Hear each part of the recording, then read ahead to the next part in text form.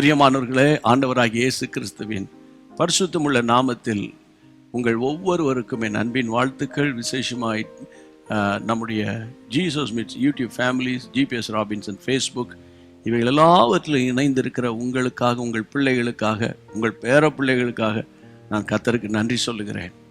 இந்த காலை நேரத்தில் மீண்டும் ஒரு தேவ சத்தம் உங்கள் காதில் விழுகிறது. அதை நான் உங்களுக்காக வாசிக்கிறேன். 1 தெசலோனிக்கேயர் 1 அதிகாரம் 6 வசனம். நீங்கள் மிகுந்த உபத்திரவத்திலே பரிசுத்த ஆவியின் சந்தோஷத்தோட திருவசனத்தை ஏற்றுக்கொண்டு எங்களையும் கர்த்தரையும் பின்பற்றுகிறவர்களாகி. கர்த்தருடைய பிள்ளைகளே, இந்த நாட்களில் உபத்திரவம் எப்படி வருது, எங்கிருந்து வருது, யார் மூலமாக வருது, கணிக்க முடியாத ஒரு கடினமான ஒரு காலம், கடினமான பாதையின் வழியாக நம்ம போய்கொண்டு இருக்கிறோம். ஆனால் ஒன்று உங்களுக்கு தெரியுமா? இந்த உபத்திரவத்தின் நடுவில் உங்கள் காதுகள் சரியாக விருத்த சேதனம் பண்ணப்பட்டிருந்தால் இந்த உபத்திரவத்தில் தேவ சத்தம் உங்கள் காதில் கேட்கும், அல்லது தேவ வார்த்தை கேட்கும். அதைத்தான் தெசலோனிக்கேயர் சபையில் ஆவியானவர் செய்திருக்கிறார். வசனம் என்ன சொல்லுகிறது? நீங்கள் மிகுந்த உபத்திரவத்தில் பரிசுத்தாவின் சந்தோஷத்தோடே வசனத்தை ஏற்றுக்கொண்டீர்கள்.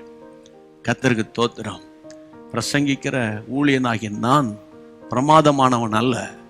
நான் உபயோகப்படுத்துகிற வசனமே பிரமாதமானது, பிரஸ்தாபப்படுத்தக்கூடியது. வார்த்தையில் இருந்தால் உங்களுக்கு ஒரு விடுதலை வருகிறது. அப்போ இன்றைக்கு காலையில் இந்த நேரத்தில் கர்த்தர் உங்களுக்கு சொல்கிற வார்த்தை என்ன? ஏதாயில் உபத்திரவத்தின் வழியே நீங்கள் இருந்தாலும் தேவ சத்தத்துக்காக நீங்கள் காத்திருங்க.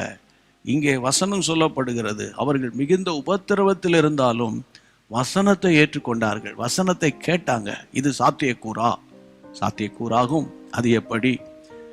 அந்த உபத்திரவத்தின் நடுவில் பரிசுத்தாவின் அபிஷேகம் அவர்களை சந்தோஷப்படுத்துகிறது. இதுதான் தெய்வீக வல்லமை. ஆமென். ஆண்டவர் கொடுக்கிற கர்த்தருக்குள் சந்தோஷப்படுகிற ஒரு காரியம். இந்த நாட்களில் உங்கள் சந்தோஷத்தை சாத்தான் திருடி இருக்கிறானா? தைரியமா இருங்க. ஆண்டவருடைய கரம் உங்கள் மேல நீட்டப்பட்டிருக்கிறது. அபிஷேகம் நுகத்தை முறிக்கும் அல்லவா? எந்த இடத்துல நீங்க துக்கப்படுத்தப்பட்டு உபத்திரவத்தோடு இருக்கிறீங்களோ, உபத்திரவத்தின் குகையில ஒரு தெய்வீக மனமகிழ்ச்சி உங்கள் இருதயத்தை மூடும். பிரியமானவர்களே, அதனால உங்க உபத்திரவத்தின் நடுவில் கொஞ்ச நேரம் அந்நிய பாஷைகளை பேசி கர்த்தருக்குள்ளே நீங்க வாக்கு தத்தங்களை சொல்லி சொல்லி சொல்லி ஜெபிக்க ஆரம்பிங்க. ஆமென். வாக்கு தத்தங்கள் எல்லாம் கிறிஸ்து இயேசுக்குள் ஆம் என்றும் ஆமேன் என்றும் இருக்கிறது. 2 கொரிந்தியர் 1 அதிகாரம் 20 அப்படி சொல்லுகிறது அல்லவா? அதனால் உங்க உபத்திரவத்தை நீங்க பெருசா எண்ணாம உபத்திரவத்தின் நடுவில் கர்த்தருக்குள்ளே சந்தோஷமாக வெற்றி நடை போட ஆவியானவர் தாமே இந்நாள் முழுவதும் உங்களுக்கு கிருபை செய்வார். ஜெபிக்கலாமா? Thank you Lord. பரிசுத்தமுள்ள நல்ல தகப்பனே, வானத்துக்கும் பூமிக்கும் சகல அதிகாரங்கள் உள்ள இயேசுராஜா, இப்பொழுதும் ஆவியானவரே, உம்முடைய பிள்ளைகள் படுகிற உபத்திரவத்தை பார்த்து அன்றைக்கே ஆண்டவர் 430 வருஷம் அடிமைத்தனத்தில் இருந்த என் ஜனங்களின், இஸ்ரவேல் ஜனங்களின் கூக்குரலை கேட்டு அவர்கள் படுகிற பாடுகளை பார்த்தேன் என்று சொன்னவரே, உம்முடைய பிள்ளைகள் வீடுகளில் ஏதாயிலும் உபத்திரவம், வியாதி, வறுமை, தரித்திரம், சண்டை, வாக்குவாதம், குடிகாரர்களால் உபத்திரவம், இப்படி ஏதாயில் ஒன்றில் மனமடிவாகி சோர்ந்து போய் உபத்திரவத்தோடே கூனி குறுகி போயிருந்தால் ஒரு புது பலன், ஒரு புது அபிஷேகம் உம்முடைய பிள்ளைகளை நிரப்பி ஆண்டவரே, இந்த உபத்திரவத்தின் நடுவிலே அவர்கள் காதுகளில் விழுந்த அந்த தேவ சத்தம், தேவ வார்த்தை அவர்களுக்குள்ளே ஒரு புதிய பலனை, புத்துணர்வை உண்டாக்குவதாக. இந்த ஜெபத்துக்கு கர்த்தர் பதில் கொடுத்துட்டீங்க. பெரிய திருப்புமுனை வருகிறது ஆண்டவரே. அதற்காக ஸ்தோத்திரம், ஸ்தோத்திரம், ஸ்தோத்திரம். ஆவியானவரே, உபத்திரவத்தில் தேவனுடைய வசனங்களை உரிமை பாராட்டி ஜெபிக்க உம்முடைய பிள்ளைகளுக்கு கிருபை தாரும். ஜெபத்தை கேட்ட தேவனுக்கு ஸ்தோத்திரம், ஸ்தோத்திரம், ஸ்தோத்திரம். இயேசுவின் நாமத்தில் பிதாவே, ஆமென். கர்த்தருக்கு மகிமை உண்டாவதாக.